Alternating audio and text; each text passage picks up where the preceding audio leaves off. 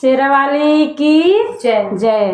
तो हम बहुत सुंदर प्यारा सा माता रानी के पचरा गीत लेके आगे बने। आप लोग जरूर सुनी जा, अच्छा लगे कमेंट में बताई जा और लाइक शेयर जरूर कर जा।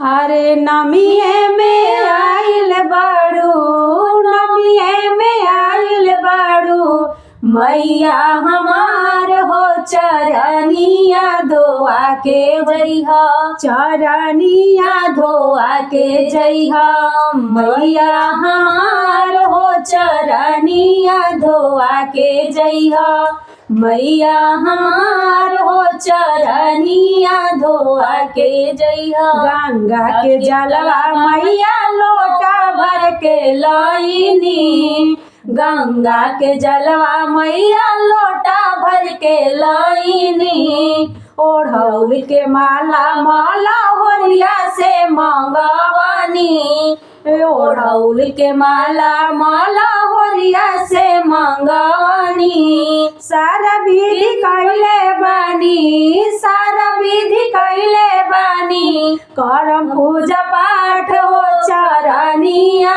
धोआ के जइहा, मैया हमार हो चरनिया धोआ के जइहा, मैया हमार हो चरनिया धोआ के जइहा।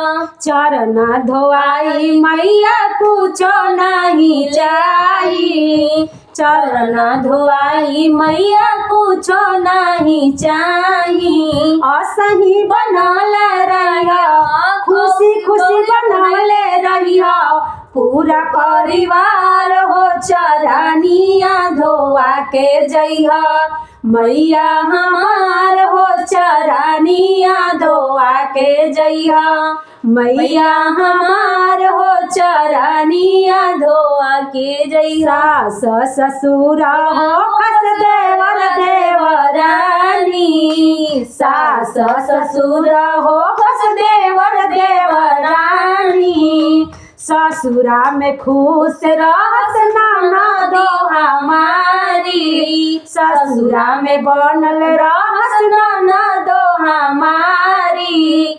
अरे जुड़े जुड़े बनवले रहिया, जुड़े जुड़े बनवले रहिया, सिंदूरा हमार हो चरनिया धोआ के जइहा, मैया हमार हो चरनिया धोआ के जइहा, मैया हमार हो चरनिया धोआ के जइहा, मैया हमार हो चरनिया